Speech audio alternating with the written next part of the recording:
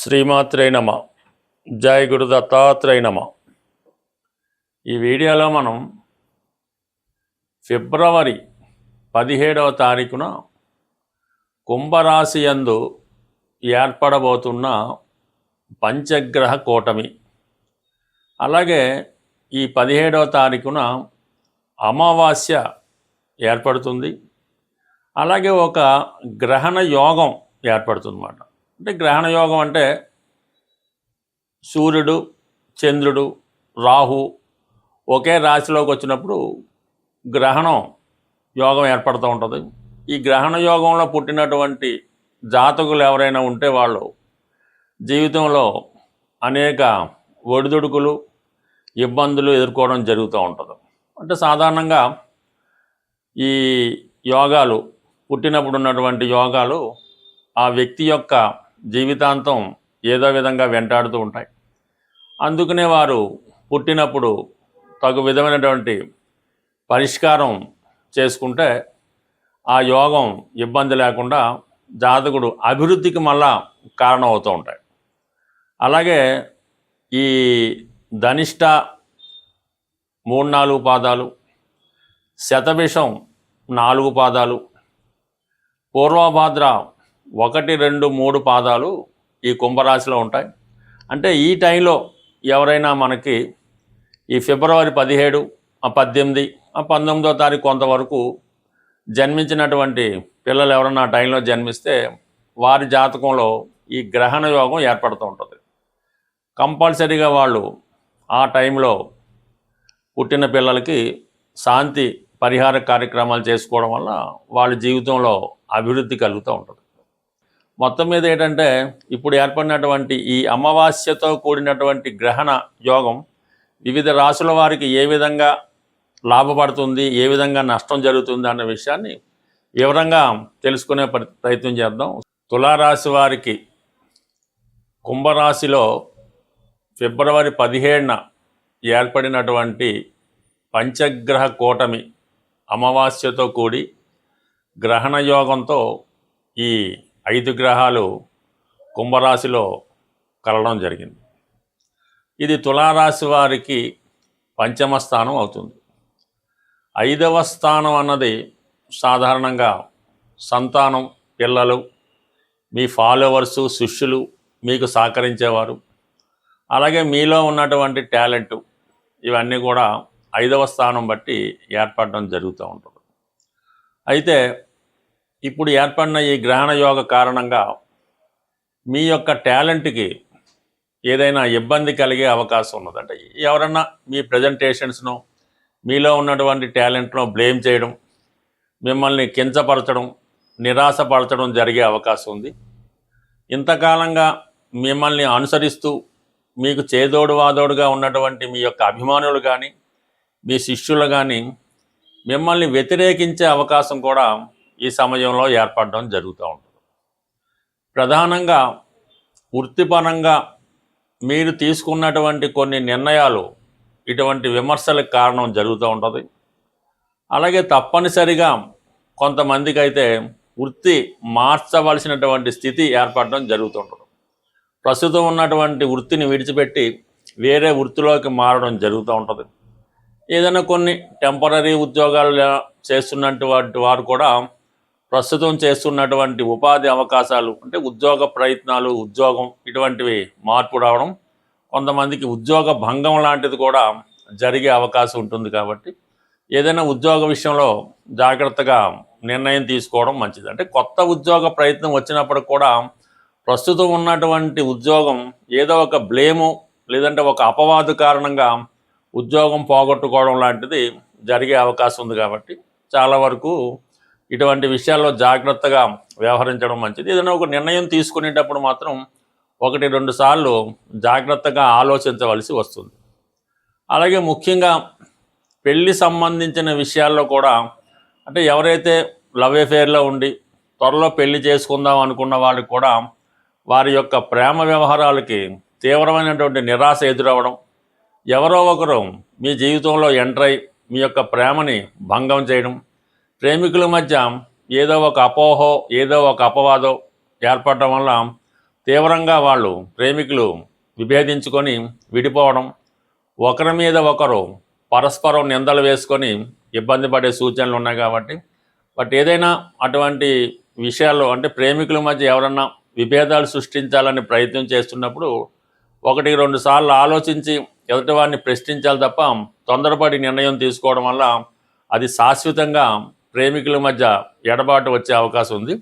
అలాగే మీ యొక్క ప్రేమ విఫలం కావడానికి మీ తల్లిదండ్రులు కూడా ఒక కారణం కావచ్చు. అంటే మీరు వెళ్తున్నటువంటి మార్గం కరెక్ట్ కాదు అని మీ పేరెంట్స్కి అనిపించినప్పుడు వాళ్ళు కంపల్సరీగా ఇన్వాల్వ్మెంట్ అవ్వడం జరుగుతుంటుంది.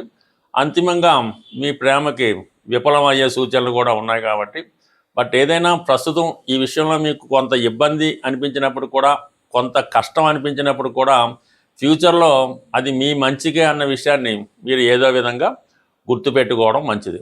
ప్రధానంగా మరి ఈ రాశి వారికి, తులారాశి వారికి శుక్రుడు కొంతకాలంగా శుక్రమౌఢ్యంలో ఉండడం వలన కొన్ని ఆర్థికపరమైనటువంటి ఇబ్బందులు ఎదురవడం జరిగింది.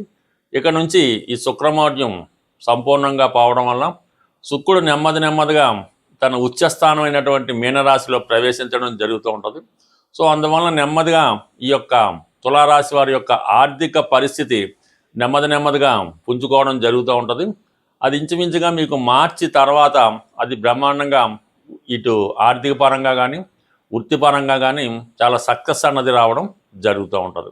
ముఖ్యంగా స్త్రీలు కూడా చిన్న అనారోగ్యపరమైన సమస్యల నుంచి, విభేదాల నుంచి, అభిప్రాయ భేదాల నుంచి నెమ్మదిగా బయటపడి స్త్రీల యొక్క ఆరోగ్యం కూడా పుంజుకొని మీరు చేస్తున్నటువంటి కొత్త ఉద్యోగ ప్రయత్నాలు కూడా ఏదో విధంగా మరి ఈ నెల చివరి నుంచి అవి అనుకూలించే అవకాశం ఉంది. మొత్తం మీద ప్రస్తుతం ఈ రాబోయే కొద్ది రోజుల పాటు అంటే ఏదైనా మీరు ఈ ఫిబ్రవరి నెల ప్రారంభం అంటే ఫిబ్రవరి 17 నుంచి మనకి ఇంచుమించుగా మార్చి 14 వరకు ఈ రవి రాశి మారేంత వరకు కొంత జాగ్రత్తగా నిర్ణయాలు తీసుకోవాల్సి ఉంటుంది.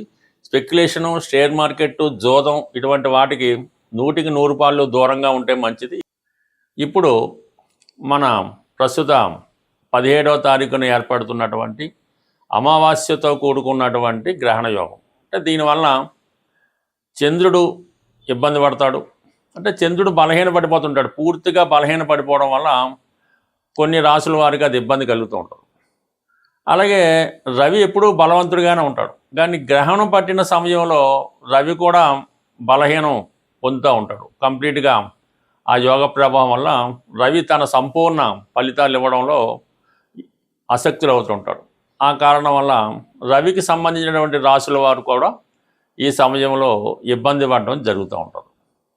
అయితే సహజంగా బుధుడు కూడా అదే రాశిలో ఏర్పడడం వల్ల ఈ బుధుడికి రవి వచ్చినప్పుడు ఈ బుధాదిత్య యోగం అనే యోగం ఏర్పడినప్పటికీ అక్కడ రాహు కూడా కలడం వలన అంటే రాహు సాధారణంగా బుధుడికి ఏమి ఇబ్బంది పెట్టడం.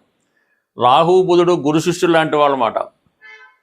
బుధుడు ఏ రాశిలో ఉంటే ఆ రాశి ఫలితాలలాగా రాహుతో కలడం వల్ల రాహు యొక్క ఫలితాలు ఇవ్వడం జరుగుతూ ఉంటుంది బుధుడు.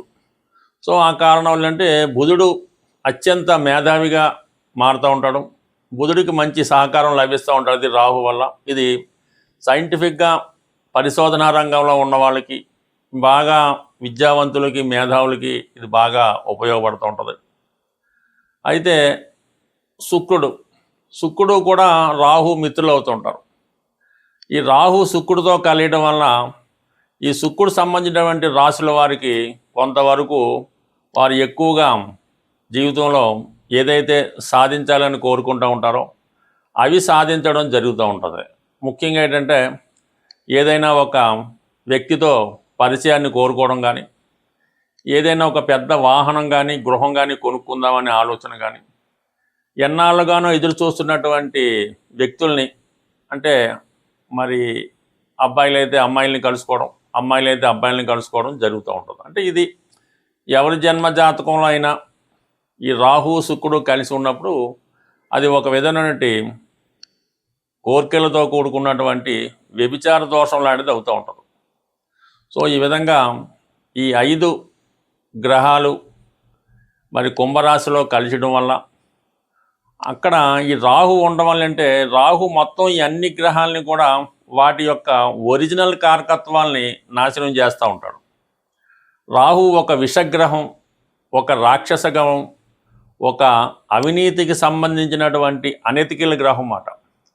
అతనికి ఇప్పుడున్నటువంటి చట్టాలతో కానీ, ధర్మంతో కానీ, న్యాయంతో కానీ ఏ విధమైన సంబంధం ఉండదు. తాను అనుకున్నది ఎలాగన్నా సాధించాలనే మనస్తత్వం ఉంటుంది. అంటే ఒక విధమైన వావి వరుసలు ఉండవు, ఒక విధమైన నీతి అవినీతి ఉండదు.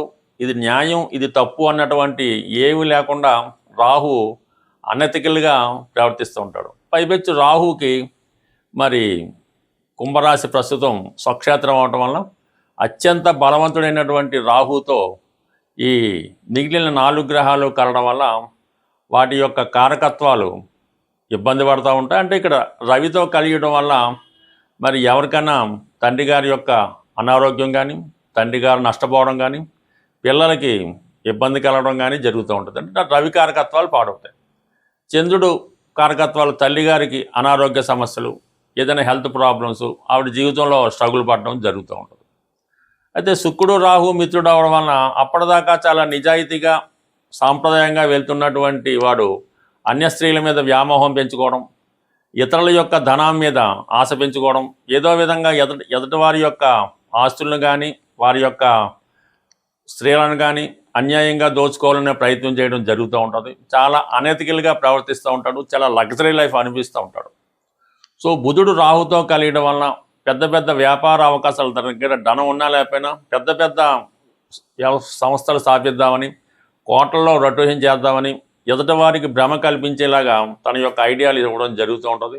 సైంటిఫిక్గా తాన్ని బాగా ఇంప్రూవ్గా ఊహించుకుంటూ ఉంటాడు. ఏ విధమైనటువంటి బలం లేకపోయినా, ఎంత ధనం లేకపోయినా ఒక గొప్పగా అతను తను ప్రజెంట్ చేసుకోవడం జరుగుతూ ఉంటుంది. మరి ఈ విధంగా ఏర్పడినటువంటి ఈ 5 గ్రహాల కూటమిలో కేవలం 2.5 రోజులు అటు ఇటుగా మాత్రమే చంద్రుడు ఉండి మీనరాశికి వెళ్ళడం జరుగుతూ ఉంటుంది. ప్రధానంగా ఈ శుక్రుడు మార్చి వరకు ఉండడం జరుగుతూ ఉంటుంది. రవి మార్చి 14 వరకు ఉండడం జరుగుతూ ఉంటుంది. అయితే బుధుడు మాత్రం అదే రాశిలో ఇంచుమించుగా మనకి ఏప్రిల్ నెల వరకు కూడా అందులోనే వక్రించడం ఇవన్నీ జరుగుతాయి. కాబట్టి ఇప్పుడు ఏర్పడినటువంటి అమావాస్య గ్రహణ యోగం, దానికి పరిష్కారం కరెక్ట్గా చేసుకుంటే ప్రతి సమస్య మనకి సులభంగా పరిష్కారం అవడం జరుగుతూ ఉంటుంది. ప్రతి తిథికి ఒక గ్రహం అధిపతిగా ఉండడం జరుగుతూ ఉంటుంది. అమావాస్యకి అధిపతిగా రాహుగ్రహం ఉంటుంది. అలాగే అష్టమి నాడు కూడా రాహు ఆధిపత్యంలో ఉంటుంది. అందుకనే అమ్మవారికైనా చండీ హోమాలు అలాంటివి చేసినప్పుడు అమావాస్య కానీ అష్టమి కానీ ఎన్నుకోవడం జరుగుతూ ఉంటుంది. మరి ఈరోజు మనకి ఈ గ్రహణ యోగానికి అలాగే అమావాస్య యోగానికి పరిహారంగా అమ్మవారిని ఆరాధించడం వల్ల మనకి సమస్య పరిష్కారం అవుతూ ఉంటుంది. సింపుల్గా కనకదుర్గ అమ్మవారు లేదా ఒక శక్తి స్వరూపం, లేదంటే దశ మహావిద్యల్లో ఏ అమ్మవారైనా పర్వాలేదు. ఈ విధంగా మీకు ఇష్టమైనటువంటి మీ సమీపంలో ఉన్నటువంటి అమ్మవారి ఆలయానికి దర్శించడం, వీలుంటే ఒక నిమ్మకాయల దండ, ఆకుపచ్చ రంగుతో కూడుకున్న నిమ్మకాయల దండ అమ్మవారికి సమర్పించడం, లేదు ఒక 8 నిమ్మకాయలు అమ్మవారికి సమర్పించి తగు విధంగా కుంకుమర్చన ఏదో చేపించి, మీరు ఆ పూజారి గారు మీకు ఒక నిమ్మకాయ ఇస్తే ఒకటి, ఇది 2 ఇస్తే 2 తీసుకొని అది మీ దగ్గర భద్రపరచుకోవాల్సి ఉంటుంది. ఒక 4 నిమ్మకాయలు ఇస్తే ఇంట్లో అందరి దగ్గర కూడా పెట్టుకున్నా మీకు ఈ యోగాల నుంచి, అంటే ఈ ఇబ్బందుల నుంచి తొలగిపోయే అవకాశం ఉంటుంది. సో అలాగే చిన్నగా మరి ఇంకా ఇంట్లో పూజ చేసుకునే వాళ్ళు ఎలా ఉంటుందంటే, అమ్మవారికి తమలపాకులో యాలకులు, లవంగాలు, అలాగే వీలైతే కొద్దిగా పచ్చకర్పూరం, అంటే పచ్చకర్పూరం మళ్ళీ 2 రకాలు ఉంటాయి. తిని పచ్చకర్పూరం వేరుగా ఉంటుంది, మామూలుగా ఇప్పుడు ఉన్నటువంటి అందరూ ఉపయోగించే స్మెల్ కోసం ఉపయోగించేది కాకుండా ఇటువంటిది అమ్మవారికి తాంబూలంగా సమర్పించడం వల్ల కూడా ఈ రాహుగ్రహ పరిహారం మీకు రావడం జరుగుతూ ఉంటుంది. బట్ ఏదైనా ఈ చిన్న ప్రక్రియ మీకు చాలా వరకు, అంటే అమావాస్య రోజు చేస్తే మళ్ళా అమావాస్య వరకు మీకు దాని ప్రభావం ఉండడం జరుగుతుంటుంది. అంటే సర్వసాధారణంగా ఈ మధ్యకాలంలో ఏదో ఒకటి ఈ చేతికి కట్టుకోవడం జరుగుతూ ఉంటుంది. తాయెత్తు లాంటిదో, రక్షనో, అమ్మవారిదనో, ఆంజనేయ స్వామిదనో ఈ మణికట్టు దగ్గర ఇవి కట్టుకుంటూ ఉంటారు. రక్షాబంధనాల్లో కట్టుకుంటూ ఉంటారు. అవి చాలామంది ఏంటంటే సంవత్సరాల కొద్దీ అవే వాడుతూ ఉంటారు. అది సాధారణంగా మీరు అమావాస్య రోజు చేతికి ఉన్నటువంటి ఇటువంటి ఈ బంధనాల్ని, రక్షాబంధనాల్ని, కంకణాలని కంప్లీట్గా అవి తీసివేసి ఏదైనా ఒక చెట్టు మొదల్లోనో నదిలోనో కలిపివేయటం మంచిది. మళ్ళీ మీరు కొత్తది అమావాస్య రోజు మళ్ళీ కొత్తగా ధరించడం వల్ల దాని పవర్ మళ్ళీ వచ్చే అమావాస్య దాకా ఉంటుంది. అంతే తప్ప అటువంటి ఈ రక్షాబంధనాల్ని, తాయెత్తుల్ని వాటిని ఇలాగా సంవత్సరాలు బట్టి ఉంచుకోవడం వల్ల కూడా అది ఇబ్బంది కలుగుతూ ఉంటుంది. బట్ ఏదైనా కొన్ని పరిహారాలు చేసుకోవడం వల్ల నమ్మకం బట్టి ఆధారపడి ఉంటుంది కాబట్టి మరి ఇటువంటి ఈ పరిహారం సాధారణంగా చేసుకుంటే మంచిది. సో ఏదైనా మీరు అమ్మని నమ్ముకుంటే అన్నీ ఉన్నట్టని ఏదైనా ఈ గ్రహణ యోగం నుంచి తొలగాలంటే మీరు గట్టిగా పట్టుకోవడం అమ్మవారి యొక్క పాదాలు, ఆ సమస్య అదే మీకు సాల్వ్ అవుతుంది. స్వస్తి.